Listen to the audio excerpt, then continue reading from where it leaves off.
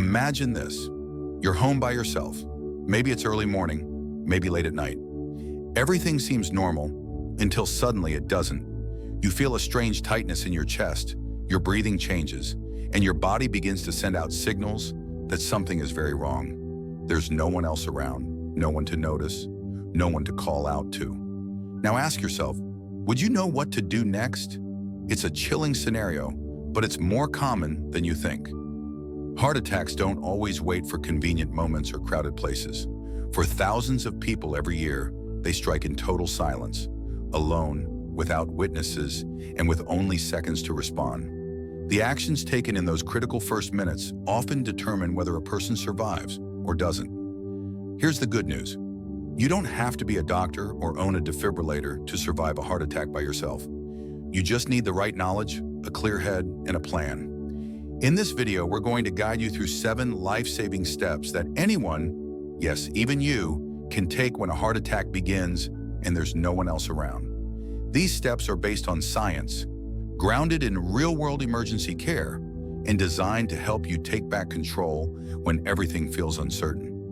We'll walk you through everything: how to recognize the subtle, often missed early signs of a heart attack, what to take immediately that might save your life, how to move or not move your body to protect your heart, simple preparations you can make now to give yourself a better shot later, and most importantly, will help you stay calm, because panic is your enemy and presence is your power. Stick with us until the end, because the final steps are the ones most people forget. And those overlooked actions, they might be the exact things that tip the scale between survival and tragedy. This isn't about fear, it's about preparation. Your body has a way of warning you when something's wrong. The question is, will you know how to respond? Before we begin, take a second to hit that subscribe button and turn on the notification bell. That one small action helps us keep bringing you practical, potentially life-saving content like this, so you're never left in the dark when it matters most. Let's get started. Your life could depend on it. Number 1, spotting the first silent alarms. When it comes to surviving a heart attack while you're alone, the first battle is recognizing what's really happening, and it's not always as obvious as movies make it seem. The idea that heart attacks start with a dramatic clutch of the chest and immediate collapse is misleading.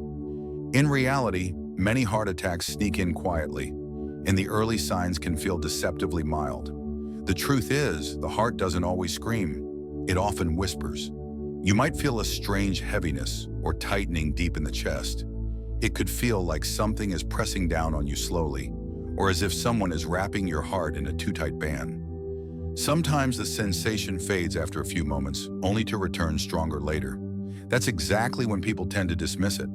But if that discomfort lingers for more than 5 minutes or comes back repeatedly, don't ignore it. Shortness of breath is another red flag, and it doesn't always come with chest pain. You could be seated on your couch and suddenly feel like you've just climbed a staircase. Some people describe a dull ache in their arm, back, neck, or even jaw.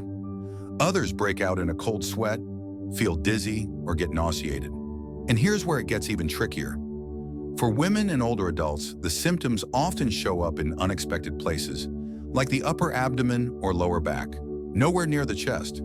Take the story of Walter, a 71-year-old retired firefighter from Des Moines, Iowa.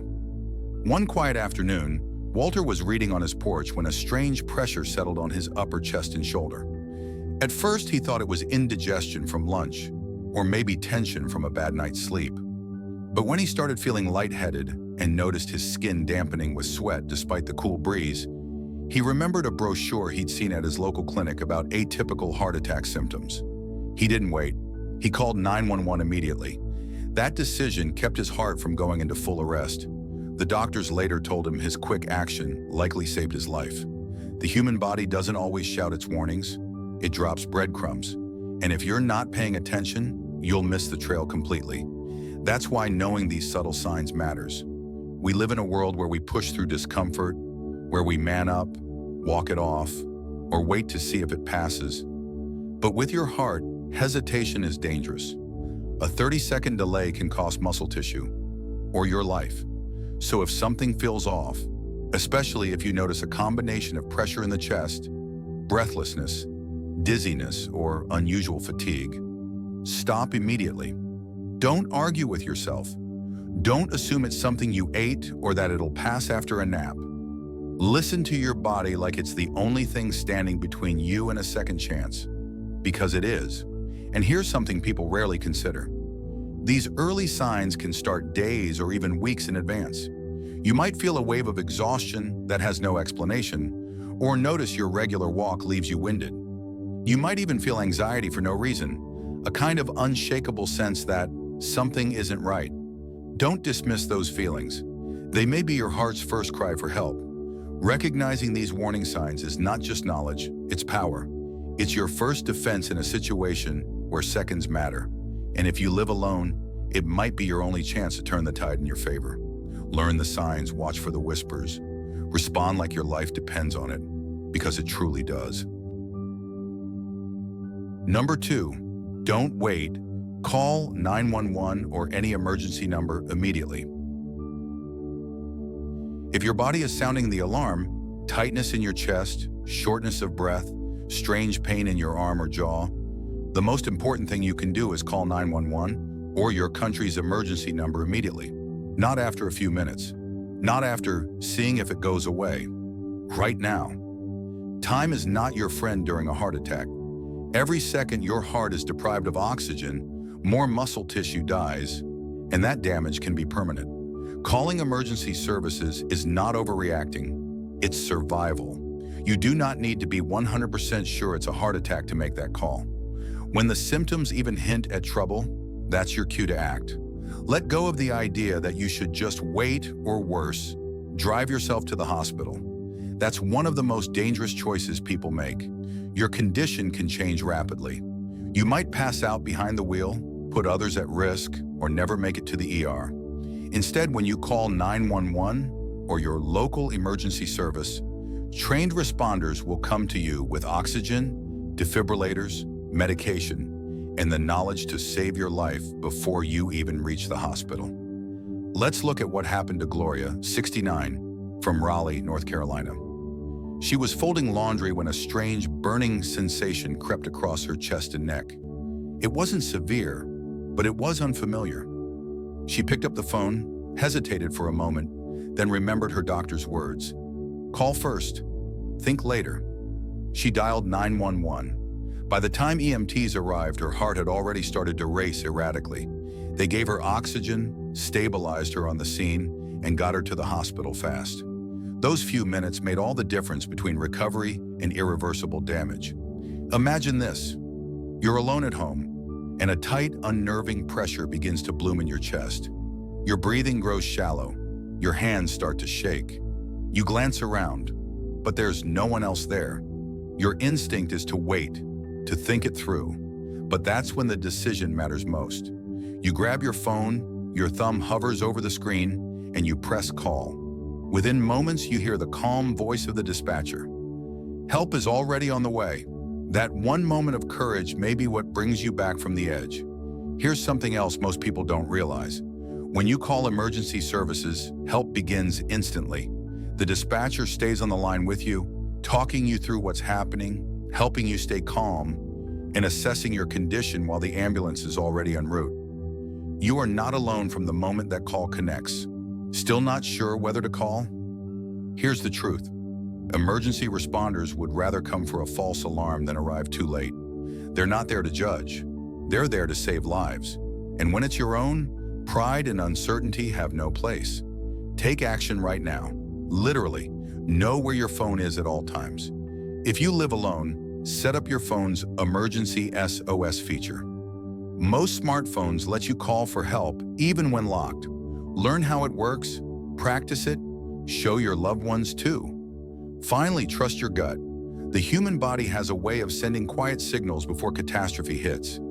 If you feel something isn't right, call 911 or your local emergency number without delay. That one decision could give you the minutes you need to survive. Number 3, use aspirin, your first line of defense. Imagine this. You're sitting at your kitchen table, scrolling through the news when a strange tightness creeps into your chest. It's not agony, but it's unfamiliar. A bit of pressure, maybe some shortness of breath, a light sweat forming on your brow.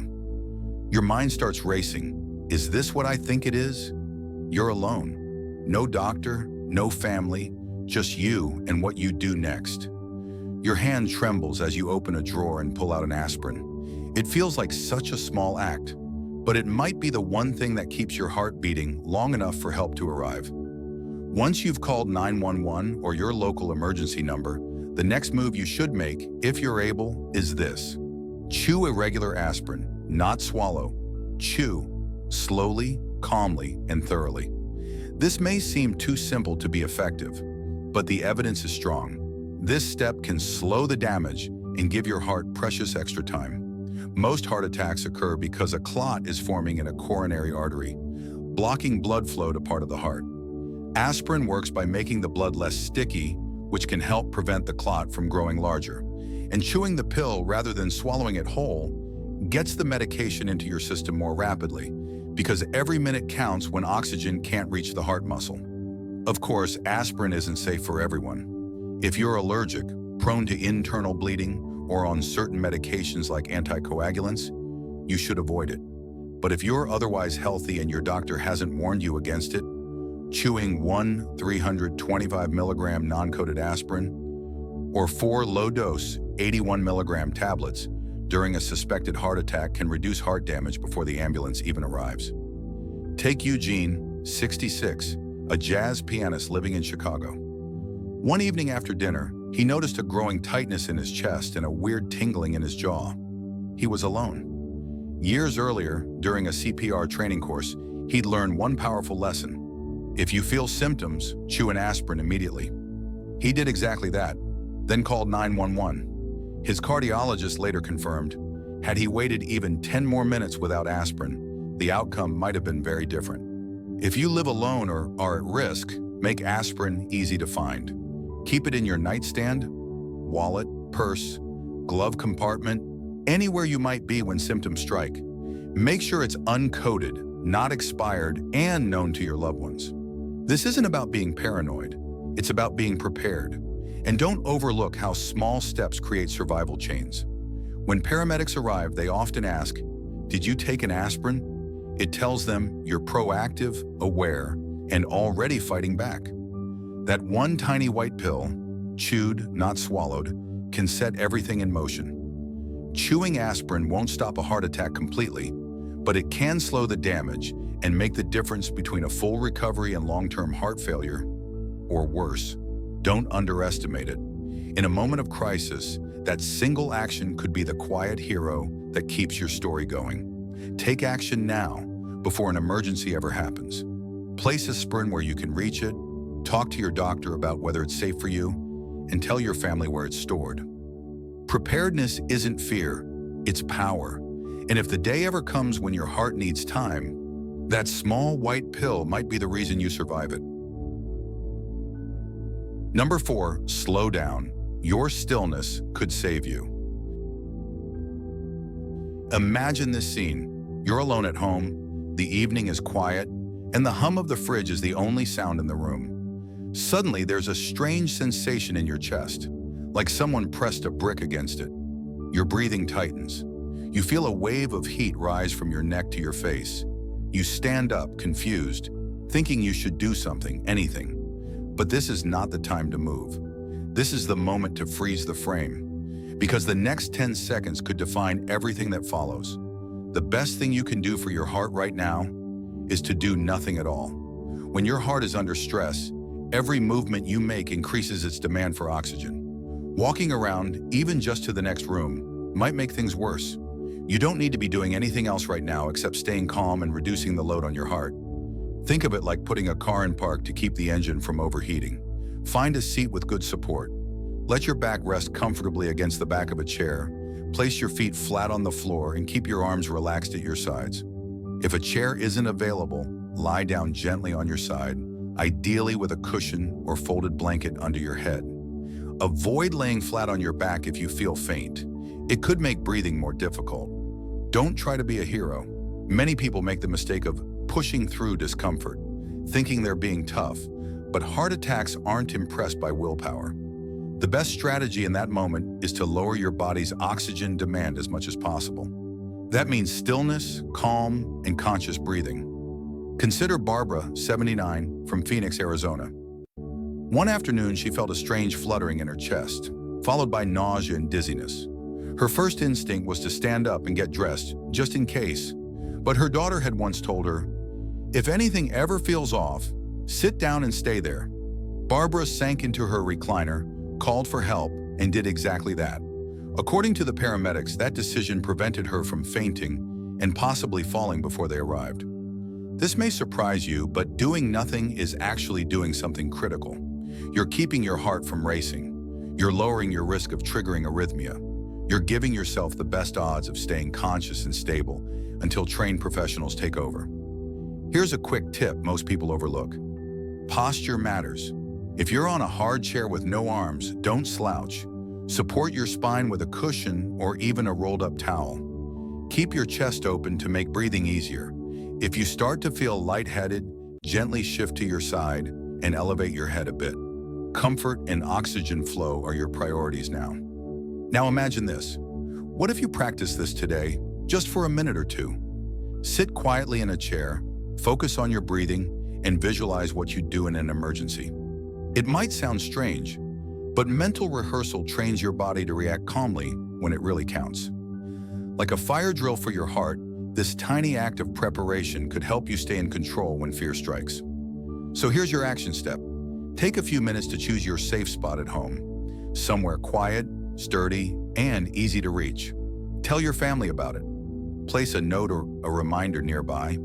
If the day ever comes when your heart is in distress, you won't waste precious seconds wondering where to go or what to do. You'll know, and that confidence could mean the difference between panic and peace. Number 5, make way for the people who can save you.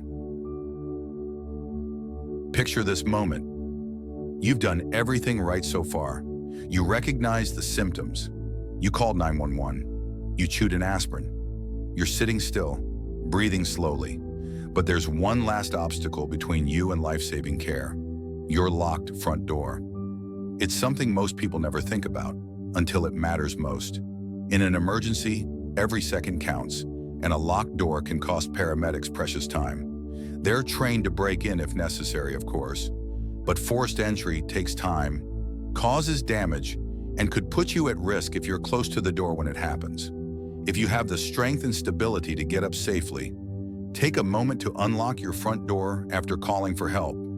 It might feel small, even trivial, but that single action could save minutes, and in a heart attack, minutes can mean everything. Take Robert, 77, from Des Moines, Iowa.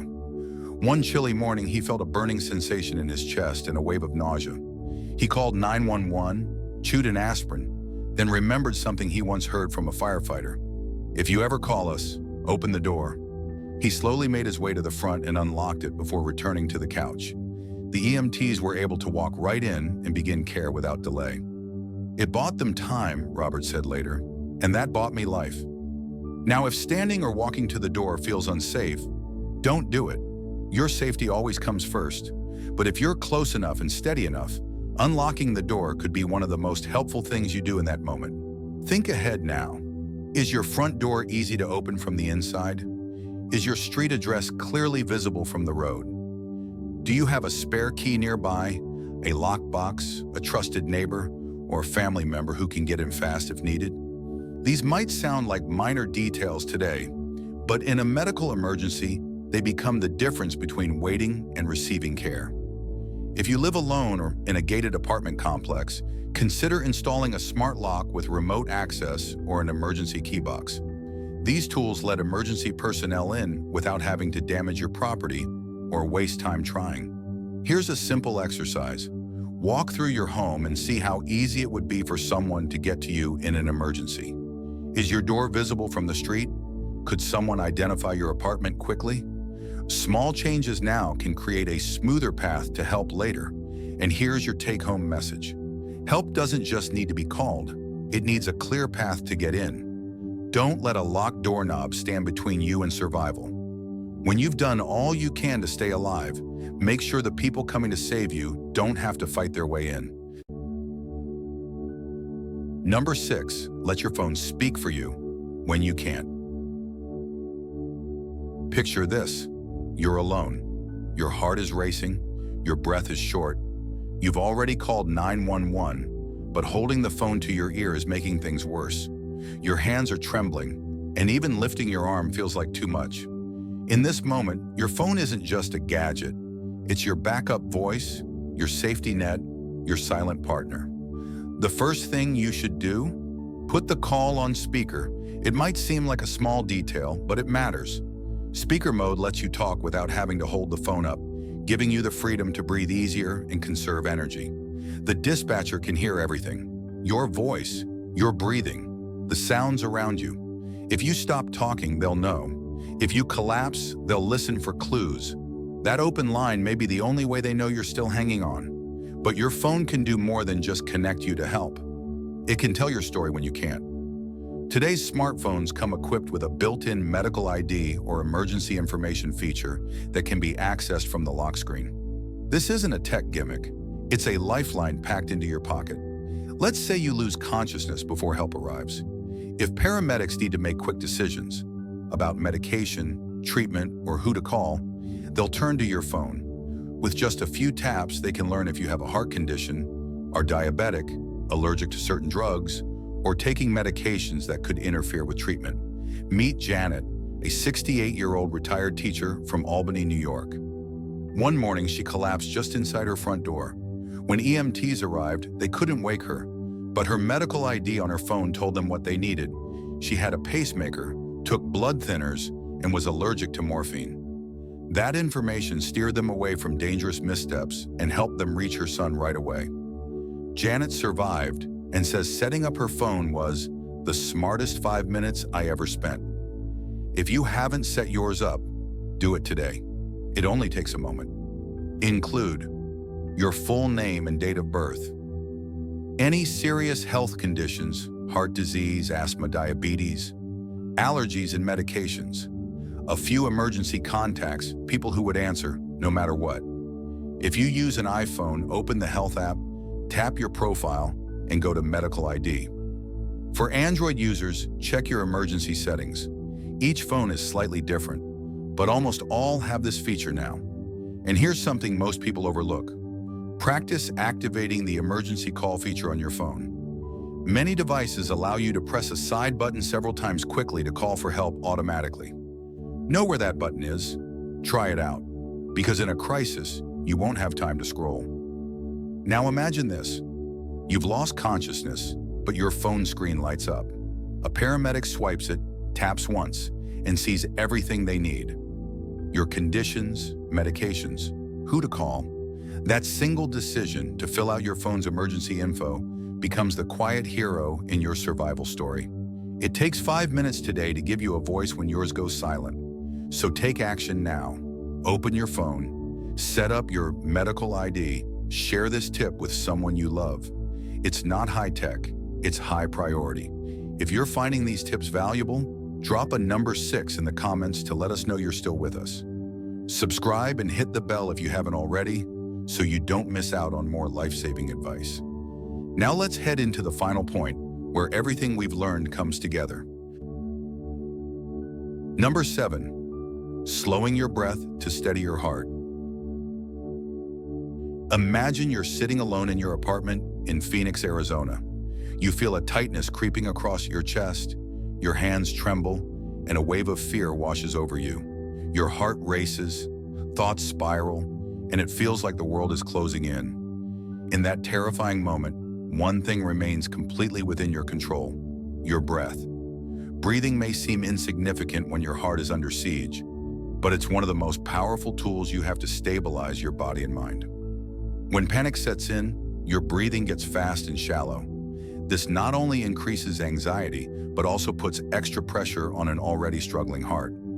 Controlled slow breathing helps calm your nervous system, lower your heart rate, and buy precious time until help arrives.